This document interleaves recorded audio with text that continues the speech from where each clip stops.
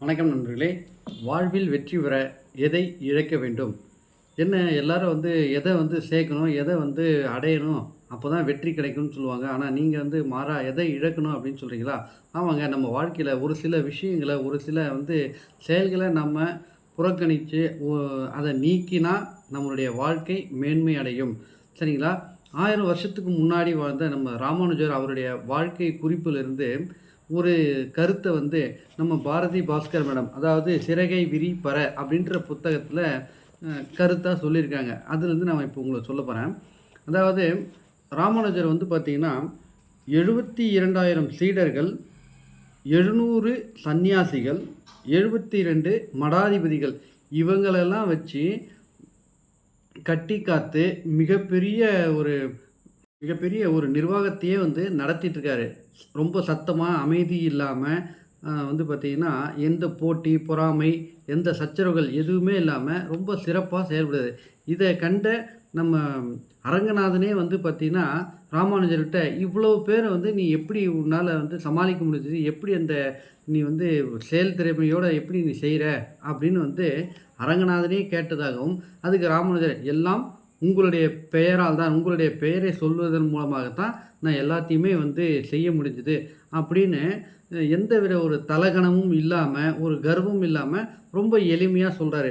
So இதிலிருந்து நம்ம என்ன தெரிஞ்சுக்கணும், எவ்வளோ நம்ம பெரிய வேலைகள்லாம் செஞ்சுட்டு இருந்தாலும் கூட, நாம ஒண்ணுமே இல்ல, எல்லாம் இறைவனுடைய செயல் தான் அப்படின்றத அவரு சொல்லாம நமக்கு எடுத்து சொல்றாரு. இப்ப நம்ம வீட்ல கூட பாருங்க, நான் இல்லன்னா இந்த வீடே இல்ல, யாருமே எந்த வேலையும் செய்ய முடியாது. இல்ல ஒரு நிர்வாகத்துல ஒரு ஆஃபீஸ்லயோ, நான் தான் எல்லா வேலையும் செய்றேன், எனக்கு தான் எல்லாம் தெரியும், நான் இல்லன்னா இந்த ஆஃபீஸே ஓடாது, நான் இல்லன்னா இந்த ஸ்கூலே ரன் ஆகாது. இந்த மாரியான புலம்பல்கள்லாம் நமக்குள்ள நாமளே சில நேரத்துல சொல்லியிருப்போம். நான் எவ்வளோ வேலை செய்றேன், என்னை யாரும் மதிக்கிறதில்ல, எனக்கு ஆஹா, ஓஹோ அப்படின்னு நமக்குள்ளான அந்த புலம்பல் இருக்கு பார்த்தீங்களா?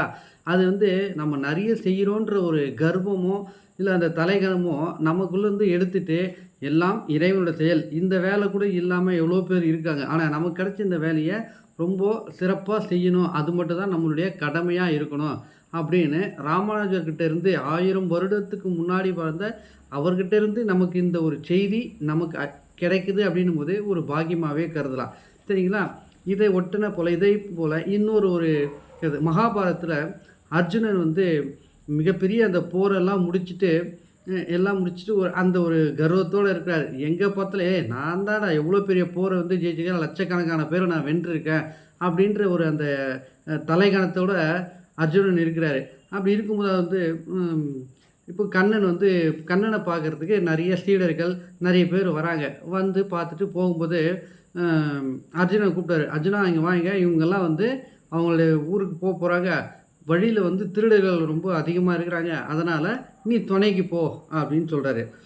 சரின்னு சொல்லிட்டு அர்ஜுனனும் போறாரு. அந்த சீடர்கள் கூட போகும்போது, அர்ஜுனனுக்குள்ள நான் யாரு? எவ்வளோ பெரிய ஆளு? நான் கூட வரேன்னு தெரிஞ்சாவே இந்த திருடர்கள்லாம் வரமாட்டாங்க. நான் யாரு? அர்ஜுனன்.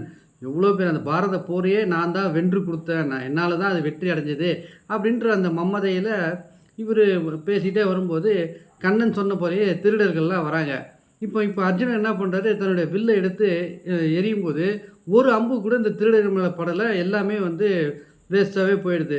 இப்போ இவனுக்கு ஒரு பயம் வந்துச்சு. அர்ஜுனன் "கண்ணா, நான் என்ன பண்ணேன்? ஏன் என்னால இது பாரத போர வென்ற கையா? என்ன நெனச்சா எனக்கே ரொம்ப அசிங்கமா இருக்குதே!" அப்படின்னு கண்ணன்கிட்ட முறையிடும்போது, கண்ணன் சொல்றாரு, "உன்னுடைய தேவை அந்த போருக்கு தேவை. அதனால உன்ன நாங்க பயன்படுத்திக்கிட்டேன்.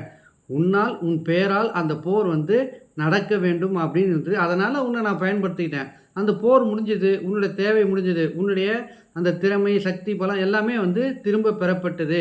நீ இப்போ ஒரு புகழோட உச்சியில இருக்கிற. அந்த உச்சியிலிருந்து நீ அங்கேருந்து நீ இறங்கி ஆகணும். சாதாரண ஒரு இயல்பான மனித வாழ்க்கைக்கு நீ வரணும்." அப்படின்னு சொல்லி கண்ணன் உபதேசம் குடுக்குறாரு. ஸோ இதிலிருந்து நாம தெரிஞ்சுக்கணும் அப்படின்னா, நம்மளால எல்லா வேலை செய்ய முடிஞ்சாலையும், நாம இறைவனோட கட்டளையின் அடிப்படையில தான் நம்ம எல்லாமே செய்றோம் அப்படிங்கிறத நாம புரிஞ்சுக்க வேண்டியதா இருக்கு. சரிங்களா? அதாவது நம்மகிட்ட இருக்க இந்த திறமை, செயல் இது எல்லாமே நம்ம பெருமிதமா நினைச்சு செய்றதுனால எந்த ஒரு பலனும் இல்ல.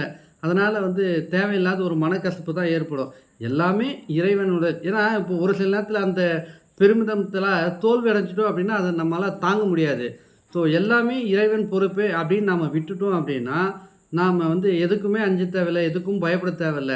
எல்லாமே நமக்கு வெற்றியாக கிடைக்கும் அப்படிங்கிறது கண்ணன் மூலயமா நமக்கு கிடைச்ச ஒரு பாடம். ஸோ இதிலேருந்து நாம் என்ன தெரிஞ்சுக்கணும் அப்படின்னா, நமக்குள்ளே இருக்கிற இந்த கர்வம், அகந்தைய, தலைகணத்தை நாம் நீக்கிட்டோம், அதெல்லாம் நம்ம இழந்துட்டோம், அதெல்லாம் வந்து வெளியேற்றிட்டோம் அப்படின்னாவே நம்ம நிச்சயமா எல்லாத்துலேயும் வெற்றி அடைய முடியும் அப்படின்னு சொல்லலாம். மீண்டும் அடுத்த வீடியோவில் உங்களை சந்திக்கிறேன். அதுவரை நன்றி, வணக்கம்.